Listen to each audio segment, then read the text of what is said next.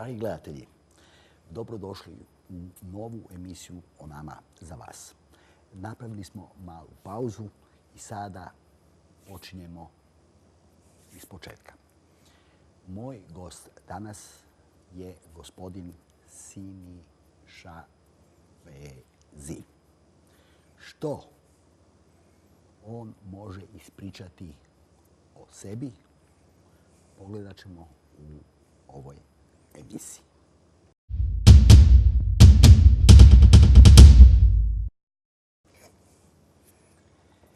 Siniša, dobar dan. Dobar dan. Drago mi je što si gost u našoj emisiji. Eto. O tebi ja sam čuo puno lijepih stvari. Hvala. I isto tako želio bih tvoja iskustva, tvoj život podijeliti sa našim gledateljima. Dobro. Pa ja tebe za početak lijepo molim da nešto malo ispričaš o sebi. Prvo hvala na pozivu. Ja sam Siniša. Imam 51 godinu. Kada sam se rodio, razbolio sam se od hepatitis toksike. I dali su mi septromisin i od toga sam oglušio. Sa 4 godine sam krenuo u Suvag, gdje sam išao u školu na govorne vježbe i išao sam na Jabukovac. Tamo sam završio 8-godišnju školu. To je bilo jako lijepo djetinjstvo. To neću nikada zaboraviti. Svi su profesori bili jako dobri, pažljivi, uporni. No, kad sam završio školu, život me je odveo na dalje puteve. Naime, ja sam iz Zagreba se preselio u Kutinu. Najviše zbog folklora. Mogu slobodno reći da je to mene i izvuklo.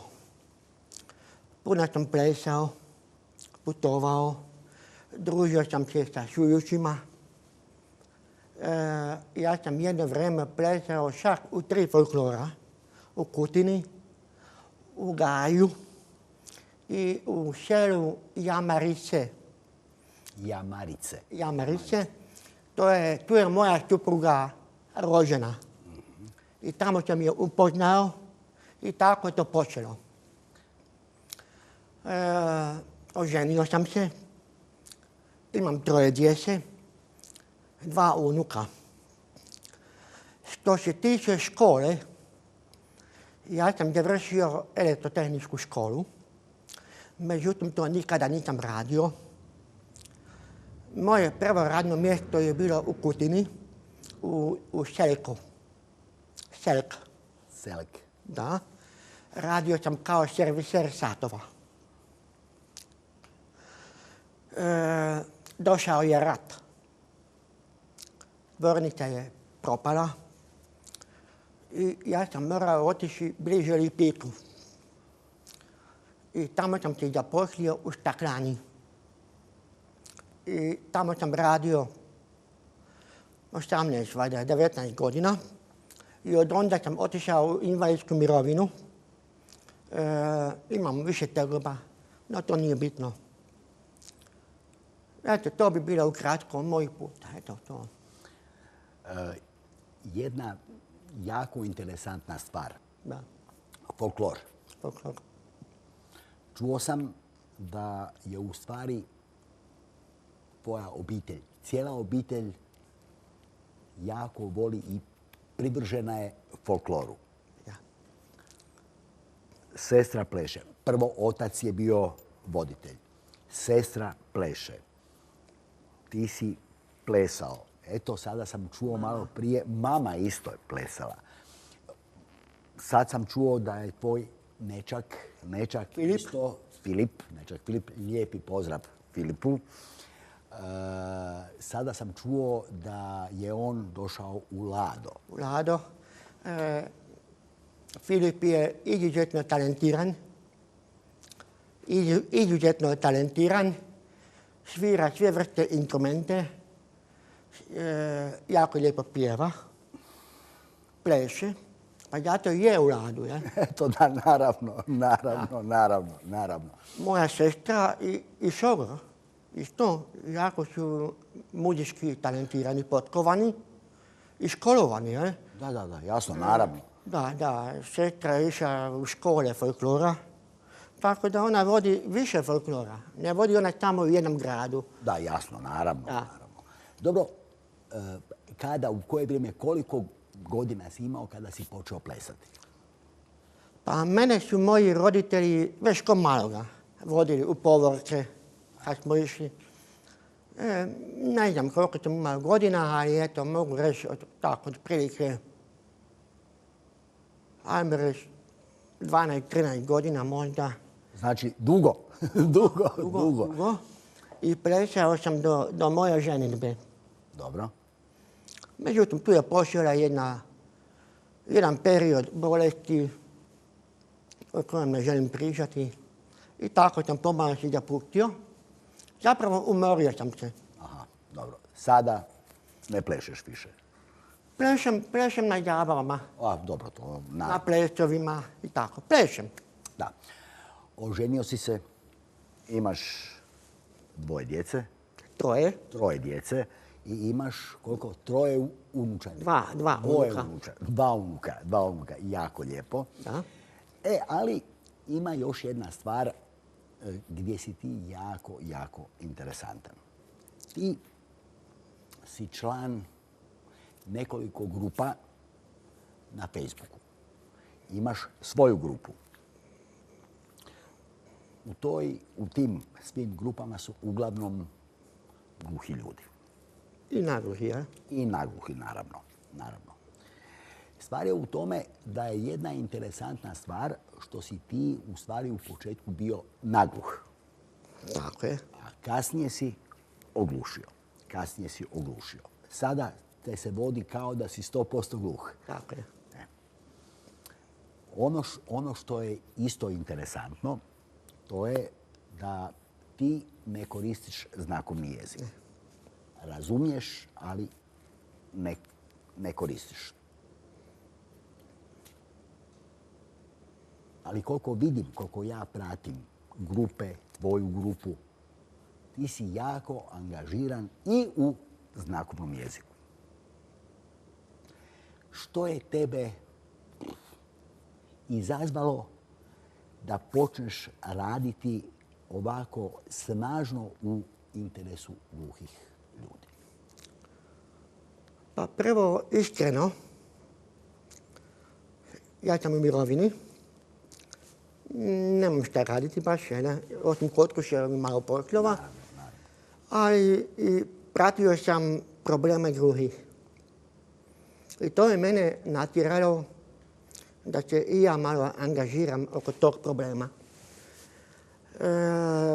Što se tiče znakovnog jezika,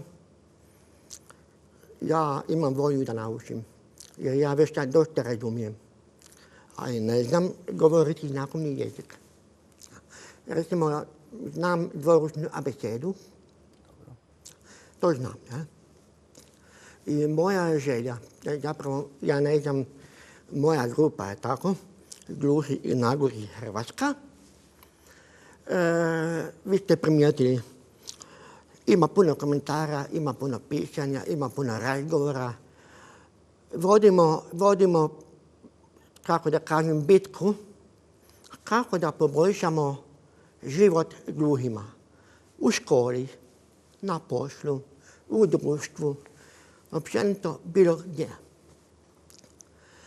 Ima jedan problem kod gluhih. Među nama nema zajedništva. Ne znam jeste vi to primijetili. Ja sam primijetio da se dijelimo na znakovnjake, znači oni koji znakuju, i na one koji ne znaju. A to je veliki problem. Oni svi moraju shvatiti da je nama zajednički nazivnik gluhoća. Znači, moramo biti jedinstveni, moramo pomagati jedan drugome. Ja ne znam, ja sam pokušavao, evo ga, sad recimo, neki dan sam pisao ministarstvu, vidite sami, zdravstva, jer recimo ima jedan problem, gluhi ne čuju kad se moraju naručiti kod doktora ili neki lijek. Ako idete na neki specijalistički pregled, onda vi možete mailom poslati termin. Ja ne vidim razlog do čega se ne bi mogao tako i osobni doktor, zubar ili ne znam neki lijek. Imam sreću da mi vladajući često puta idu u susret i odgovore mi. Zatim, htio bih reći i to da primijetio sam da ima dosta podjela među savezima, udrugama, svako tjera svoje, a to je put koji nije dobar. Svi bi oni trebali shvatiti da samo mi, kad se ujedinimo, kad budemo svi jaki, da bude jedna krovna organizacija gluhih. Naši predsjednik toga saveza, koji bi imao svoje ljude, koji bi zastupali interese tih udruga, koji bi radili na poboljšanju uvjeta, jer recimo gluhi imaju strašno puno problema. Kako doći do posla? Je tako? Točno, da. Točno. Da. Kako doći do posla? Drugi problem je recimo vrtići, škole. Jer recimo ja ne vidim razlog zašto ne bi u školama uveli, na primjer, u osnovnim školama, pa čak i u srednjim školama, zašto ne bi uveli kao izborni predmet znakovni jezik?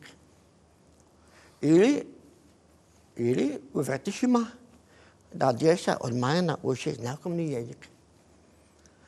Ja mislim da bi to djeca brzo naučila i to sa radošću. I to bi bilo dobro i čujućima i gluhima u možebitnim budućim situacijama. Da. Točno, ja se slažem, to je nešto što je vrijedno. No, međutim, ja znam da danas već polako se to usvaja. Da. U dječjim vrtićima danas postoje, na primjer, ako postoji gluho dijete, onda djeca uče znakovni jezik. Znam. I to je jako lijepo, to puno pomaže djetetu, a naravno pomaže i čujućoj djeci, jer će kasnije u budućnosti u svom životu znati što znači gluhi čovjek. Isto se to događa i u školama, već sada. Točno, to se događa u školama, naravno, dijete koje ima pomoćnika u nastavi, gluhoga. Pomoćnik u nastavi uči i čujuću djecu znakovni jezik. To je dobro, ali ja se slažem da bi bilo dobro uvesti znakovni jezik kao izborni predmet. To se ja slažem. Uvesti u zakonski okvir, recimo. Svako može birati šta hoće. Tako je. Ali ja znam isto tako da je u onom momentu kada se diskutiralo, kada se raspravljalo o tome, u stvari o prihvaćanju znakovnog jezika, priznavanju znakovnog jezika kao jezika, da si ti bio kod bivšeg predsjednika Josipovića, da si bio u vladi i razgovarao, mislim, sa gospodinom Milanovićem. Ne s Milanovićem. Ne s Milanovićem. Ne, sa ministarstvima. Sa ministarstvima. Da. Dobro, kako je to bilo prihvaćeno? Što se tiče predsjednika Josipovića, on je mene jako lijepo primio. Mi smo razgovarali kao dva prijatelja. Ne znam, protokol je bio 10 minuta, ali mi smo ostali čak 20 minuta. Jako lijepo. Da imaju razumijevanja i baš je bila tema hrvatski znakovni jezik. Jer onda je bilo vrijeme kad se o tome raspravljalo da se uvede u zakon kao službeni jezik za gluhe. Naravno, da se prizna kao službeni jezik gluhih. Tako je. I gospodin Josipović je to fino mene poslušao. Rekao da će nešto poduzeti, da se to ubrza. Međutim, ja ne znam šta je bilo, šta je on napravio. Uglavnom, primio me, poslušao me. Bilo je jako lijepo, jednostavno. A što se tiče ministarstva, puno sam njima pisao o tom problemu i ja sam uvijek redovno dobivao odgovore. To sve možete vidjeti unazad par godina u mojoj grupi. Sve je to objavito i svatko može pročitati ko želi. Da, naravno. Još jedanput našim gledateljima pogledajte na Facebooku Gluhi i nagluhi Hrvatske. Jako interesantna grupa. Tu možete naći puno interesantnih stvari. Tvoje razmišljanje za ubuduće. Angažiraš se, radiš, trudiš se. Što misliš postići? Ne znam ni sam. Vidjet ćemo šta će vrijeme pokazati. A jedno sigurno želim pomoći gluhima i nagluhima.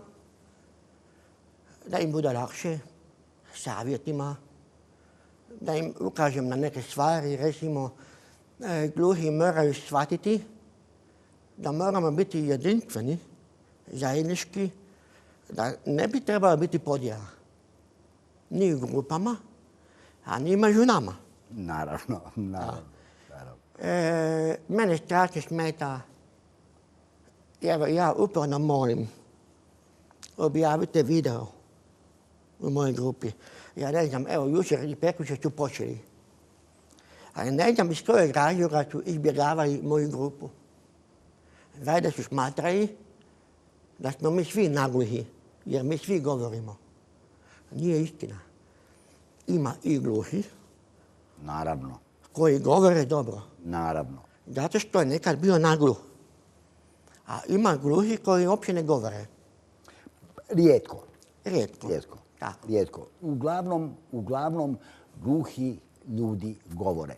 Možda, to sam ja već puno puta sam rekao, govorio sam da gluhi u stvari prevode znakovni jezik i zato se misli da oni govore agramatično, ali to nije točno. Nije točno. Gluhi govore svojim, odnosno prevode svoj znakovni jezik. To je razlika. Gluhi uglavnom govore. Jel? Dobro, ja se slažem s tim da bi sve ovo što se događa, podjele, razne grupe, da bi to trebalo eliminirati. Treba se boriti za budućnost Saveza gluhih. Treba se isto tako boriti za Savez gluhoslijepih. To su dva saveza. Naravno, to su dva saveza. Jedan i drugi imaju svojih dodirnih točaka. I to treba hraniti, to treba čuvati. U današnje vrijeme ja sam nekoliko puta razgovarao sa predstavnicima mladih. I vidim da među tim mladim ljudima ima dosta sposobnih ljudi, ali mi se čini da se oni izgube. Ali ne znam zašto. Gdje je tu problem? Oni se izgube. Vjerojatno je zato što možda ne znaju kome da se obrate. Hrvatski savez ima svoju politiku. Dodir ima svoju politiku. Udruge, ja sam primijetio, ima više udruga u Hrvatskoj. Svako tjera svoju politiku. Ja mislim da je tu problem. Mislim da bi trebalo sve te politike ujediniti i odrediti šta je prioritet. Šta je najvažnije za nas? Ja mislim da je tu problem, jer dok se to ne odredi, mislim da tu nema boljitka. Da. Naravno, puno ljudi, puno glava, pametnije odluke. Naravno, bolje odluke, bolja budućnost. To je nešto što u stvari je praksa, trebala biti praksa u svakoj politici. Mi ne smijemo odustati od toga da razmišljamo da su, naravno, ti naši savezi u stvari politički savezi. Oni unutar sebe imaju svoju politiku koju trebaju graditi i razvijati. Dobro. Da, ovo je dobro. Ovo je dobro. Kako to napraviti? Što treba napraviti? Treba li više razgovarati o tome? Pozivati mlade? Angažirati mlade? Ja znam da su puno mladih je angažirano, rade, ali mislim da je to sve skupa jako, jako malo u odnosu na ono što bi ti mladi mogli napraviti.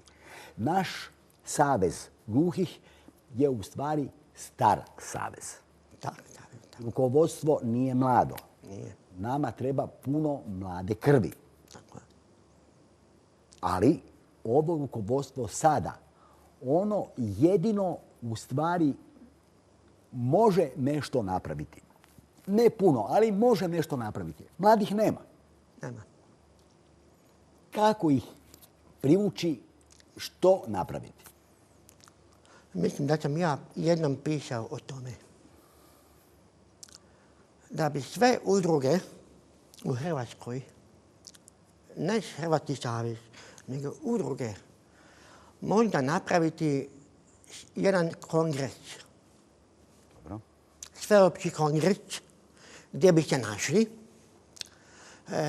donijeli odluke i sa tim odlukama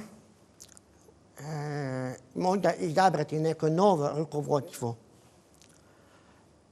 s kojima bi otišli u Hrvatski savez. I naravno s njima predložiti svoje ideje. Ja mislim da Hrvatski savez živi još u prošlom stoljeću. Nažalost. Nažalost, jer sada je vrijeme tehnologije, sve je užurbanije, kompjuteri, mobiteli. Ako niste u toku, u korak sa time, vi ste izgubili. Da. Siromašni. Siromašni, da. Ili jednostavno da Hrvatski savez napravi izbore u kojem ne bi bilo određeno da je neko kandidat iz neke udruge. Ja ne znam zašto se ne bi svatko javio, pa čak i da nije u udrugi, da nije član nekog saveza, neka bude neutralan. Zašto se ne bi javio ako ima dobre ideje? Točno. To je dobra stvar. Čovjek ne mora biti u nekakvoj udruzi ili u savezu. Da. Ako zna, ako ima volju, ako ima želju pomoći gluhima, dobro je došao. U svakom slučaju. Tako je.